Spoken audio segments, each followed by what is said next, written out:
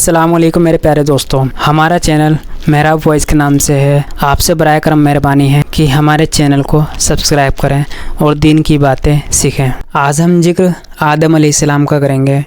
वो कैसे जन्नत से दुनिया में आए, यहाँ तक का आपको तफसील से बताएंगे। और उनके कौन से बेटे जो पैगंबर बने उनका नाम भी आपको बताएंगे। तो स्टार्ट करते हैं हम वीडियो। आदम अलैहिस्सलाम जब जन्नत में थे तो वो बहुत खुश थे।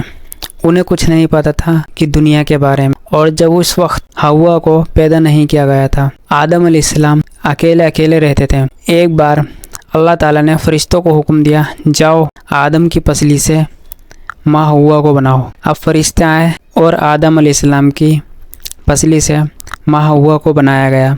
जिस वक्त आदम अलैहिस्सलाम की पसली निकाली गई उस वक्त आदम अलैहिस्सलाम सो रहे थे। और फरिश्तों ने जब पसली निकाली उनकी तो उनको हल्का सा भी महसूस नहीं हुआ और ना ही दर्द हुआ। अगर उस वक्त आदम अलैहिस्सलाम को दर्द हो जाता तो आदमी और औरत की आज तक नहीं बनती। आदमी और औरत में प्यार और फीलिंग्स इसलिए है क्योंकि जब फरिश्तों ने आदम अलैहिस्सलाम की पसली निकाली तो उन्हें ज़रा सा भी एहसास नहीं हुआ।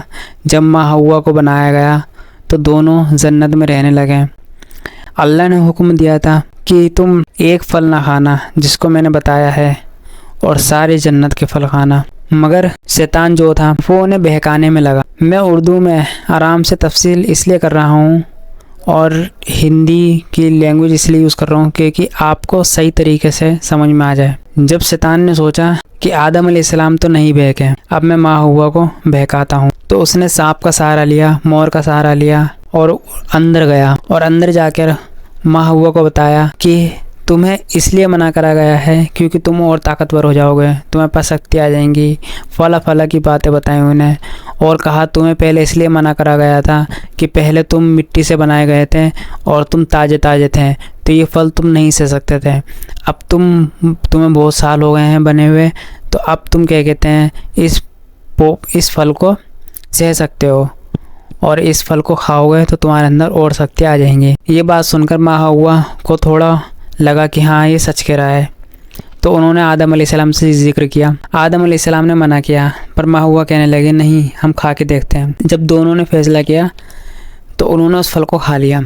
जैसे ही उन्होंने उस फल को खाया तो उन्हें एहसास हो गया कि वो जिस्म से नंगे खड़े हैं और उनके बदन पे कोई कपड़ा भी नहीं है। उनको पहली बार ये फीलिंग हुई कि वो नंगे खड़े हैं, वरना वो ऐसे ही रहते थे जब उनको कोई फीलिंग नहीं थी। अब वो पत्ते ढूंढने लगे।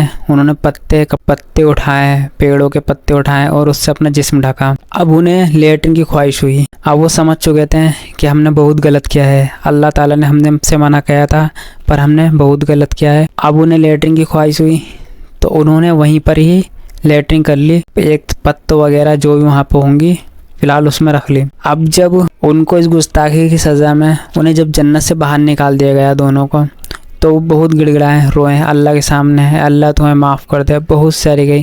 बहुत सारी दुआएं मांगी पर अल्लाह ने नहीं माफ़ किया।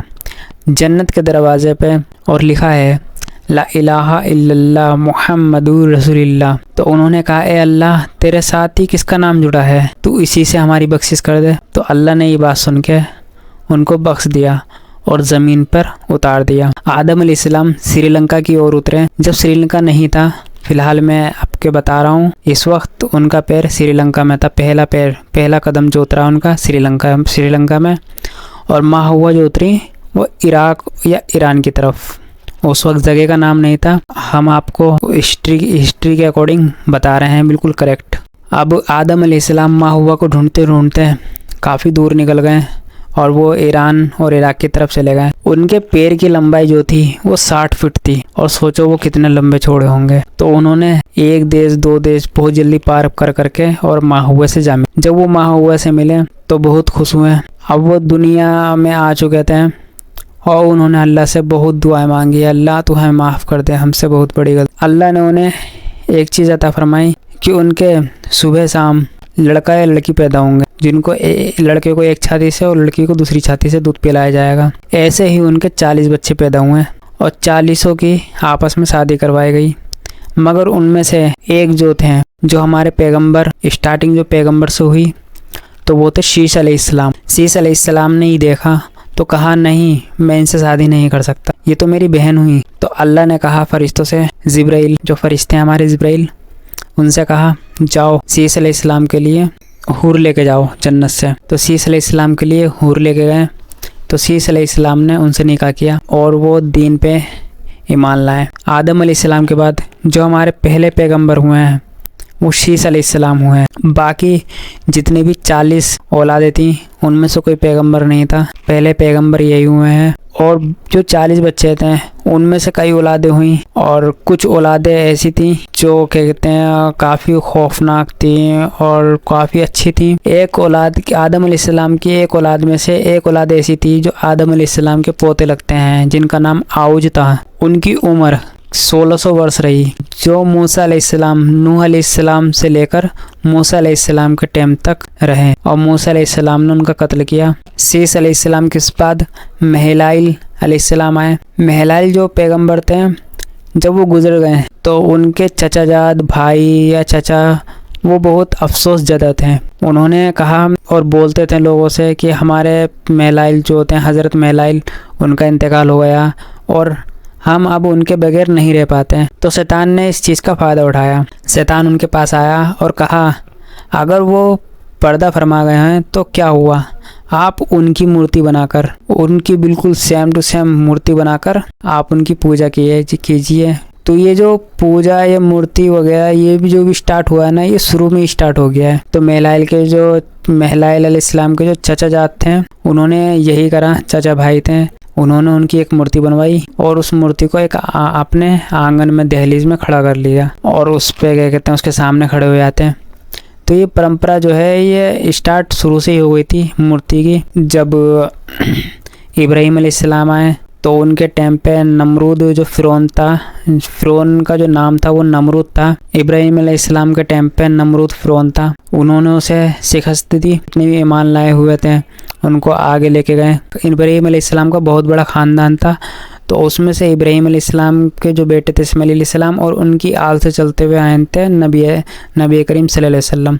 और जो दूसरे ख़ानदान का जो दूसरा हिस्सा था उसमें थे याकूब अलैहिस्सलाम, इसहाक अलैहिस्सलाम।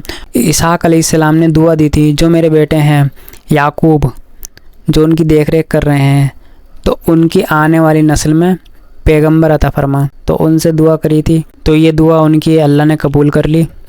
इसहाक अलैहिस्सलाम ने याकूब अलैहिस्सलाम को ये दुआ दी थी कि तुम्हारी नस्ल में जितने पैगंबर आएंगे वो तुम्हारी नस्ल में आएंगे। इसलिए इसहाक अलैहिस्सलाम के बाद याकूब अलैहिस्सलाम के बाद यूसुफ अलैहिस्सलाम के बाद काफ़ी पैगंबर आए उनकी नस्ल में ही। और याकूब अलैहिस्सलाम के जो बेटे थे वो 10 थे, सबसे बड़े बेटे थे वो इस्लाम में शामिल हुए और जो यूसुफ अलैहिस्सलाम थे वो इस्लाम में शामिल हुए और जो बिन्यामीन जो सबसे छोटे बेटे थे वो इस्लाम में शामिल हुए। और बाकी कोई यहूदा जो थे वो यहूदी बन गए और बाकी कुछ ईसाई वगैरह और कुछ और धर्म अपना लिया। ये मिस्र में जाके सब ने अपना अपना धर्म कर लिया था। मगर जो यूसुफ अलैहिस्सलाम थे, याकूब अलैहिस्सलाम के जो अच्छे बेटे थे वो यूसुफ अलैहिस्सलाम जो पैगंबर थे और उनके जो सबसे बड़े भाई थे और जो सबसे छोटा बिन्यामीन। और काफ़ी सारे पैगंबर हैं, नूह अलैहिस्सलाम, मूसा अलैहिस्सलाम और याकूब, इसहाक, काफ़ी सारे पैगंबर हैं। अगर आप हमारे इस चैनल को सब्सक्राइब करेंगे तो आप आने वाले सभी वीडियोस को देखेंगे और जितने भी पैगंबर हैं हम सबका जिक्र करेंगे और दीन की बातें बताएंगे।